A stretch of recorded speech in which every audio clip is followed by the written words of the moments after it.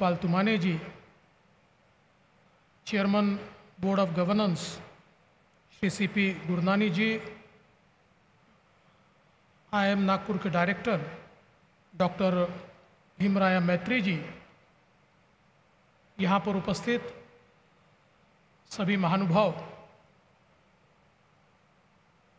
और विद्यार्थी मित्रों, मैं सबसे पहले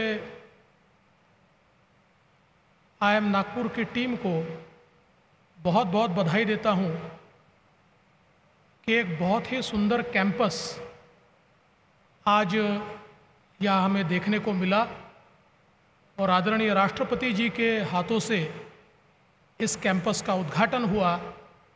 मैं ऐसा मानता हूँ कि एक रिकॉर्ड स्पीड में हमारी नागपुर IIM की टीम ने इस काम को पूरा किया है और इसलिए निश्चित रूप से हम सब मिलकर उनको बधाई देते हैं। साथ ही में फैकल्टीज़ को और स्टूडेंट्स को भी हम सब मिलकर बधाई देते हैं। भारत के दृष्टा प्रधानमंत्री श्री नरेंद्र मोदी जी ने 7 साल पहले एक सपना देखा, भारत में वैश्विक मानव संसाधन तैयार हो और वैश्विक मानव संसाधन तैयार करने के लिए हमारे युवाओं को अवसर मिले। इसलिए देश की जो आइकॉनिक नेशनल इंस्टीट्यूशंस थी उसके विस्तार का निर्णय उन्होंने लिया और उसी निर्णय के तहत महाराष्ट्र को भी एक IIM मिलेगा, इस प्रकार की घोषणा तत्कालीन मंत्री स्मृति ईरानी जी ने की। आदरणीय प्रधानमंत्री जी के उसी सपने को नागपुर और विदर्भ में साकार करने का निर्णय आदरणीय गडकरी जी के नेतृत्व में हम सब ने लिया और मुख्यमंत्री के तौर पर मुझे मौका मिला तो नितिन जी से चर्चा करके हमने ये IIM नागपुर में हो इसका प्रस्ताव भेजा। मैं इसलिए ये बताना चाहता हूँ कि IIM नागपुर में मंजूर होने के बाद कुछ लोगों ने इस पर विवाद भी किया। औरंगाबाद का प्रस्ताव था, किसी ने कहा नासिक का प्रस्ताव था। प्रस्ताव केवल एक ही गया था और वो नागपुर का ही गया था और नागपुर के ही प्रस्ताव को मान्यता मिली। और सबसे पहले नागपुर ने ही IIM को शुरू किया।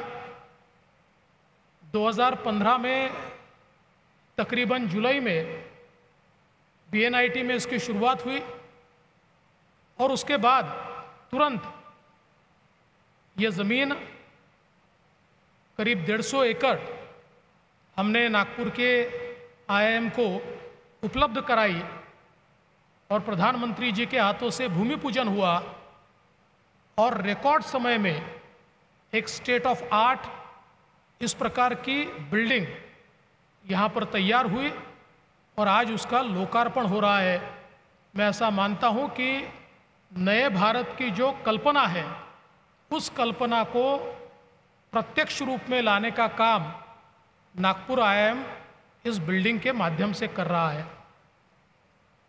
नागपुर में नितिन जी के तत्वावधान में हमने यहाँ पर एम्स लाया। एम्स को भी करीब 200 एकड़ ज़मीन हमने दी, बाजू में ही एम्स है, वहाँ पर भी बहुत सुंदर एम्स का निर्माण हो रहा है।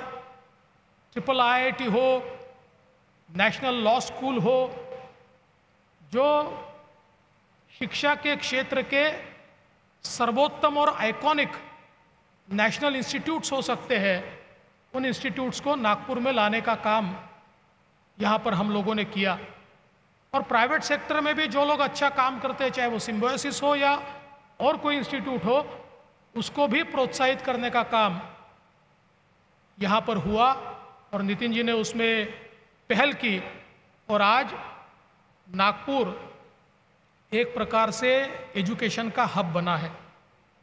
हम सभी लोग जानते हैं कि इंडस्ट्री वही आती है जहाँ मानव संसाधन होता है, और मानव संसाधन ये आज के कॉम्पिटिटिव वर्ल्ड में हम लोग जब तक वैश्विक स्तर का तैयार नहीं करते, आज there cannot be any compromise in quality of human resource.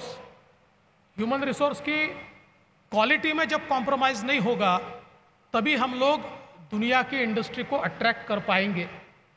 और मेरा पूरा विश्वास है नागपुर आईआईएम ने अपने कम समय में कई मानकों को छुआ है, और आने वाले दिनों में ये एक ऐसा मैग्नेट बनेगा जो इंडस्ट्री को हम तक लाएगा, और साथ साथ नागपुर को भी वैश्विक इस प्रकार की एक प्रतिमा प्रदान करेगा। और मेरा विश्वास है कि वो दिन बहुत जल्द हमको देखने को मिलेगा। मैं आज के इस मौके पर हमारे सारे फैकल्टीज़ का, स्टूडेंट्स का भी अभिनंदन करना चाहता हूँ। इतना अच्छा कैंपस यहाँ पर बना है, और मेरा विश्वास है कि आने वाले दिनों में इस कैंपस के माध्यम से मैनेजमेंट के क्षेत्र में बहुत नई पहल और नया नवाचार यहाँ पर किया जाएगा, और हमारे शहर के लिए, विदर्भ के लिए, महाराष्ट्र के लिए और देश के लिए जो बातें गौरवपूर्ण होगी, ऐसी बातें इसी कैंपस से निकलेगी। इस विश्वास के साथ मैं फिर एक बार आईआईएम नागपुर का बहुत दिल से अभिनंदन करता हूँ, आभार भी व्यक्त करता हूँ। और आभार इसलिए भी व्यक्त करता हूँ क्योंकि मैं भी नितिन राउत जी को कह रहा था कि नागपुर में नेशनल लॉ यूनिवर्सिटी सेटअप करने का हमने तय किया, तो हमने ज़मीन भी दी, 600 करोड़ रुपए भी हमने दिए, लेकिन न उसके भूमि पूजन में किसी ने बुलाया, न उद्घाटन में वहाँ पर बुलाया गया। वैसे हमारे शहर की शान तो उसके कारण बड़ी है, और इसलिए हमको बुलाया या नहीं बुलाया, लेकिन शहर को इस प्रकार की इंस्टीट्यूशन मिलना ये अपने आप में एक बहुत बड़ी बात है। लेकिन आईआईएम वाले भूले नहीं, ये भी बहुत बड़ी बात है। इसलिए मैं उनको बहुत बहुत बधाई देता हूँ, उनका आभार व्यक्त करता हूँ। और नागपुर की तरफ से हमारे आदरणीय राष्ट्रपति जी का बहुत बहुत स्वागत करते हुए अपने शब्दों को विराम देता हूँ। जय हिंद, जय महाराष्ट्र।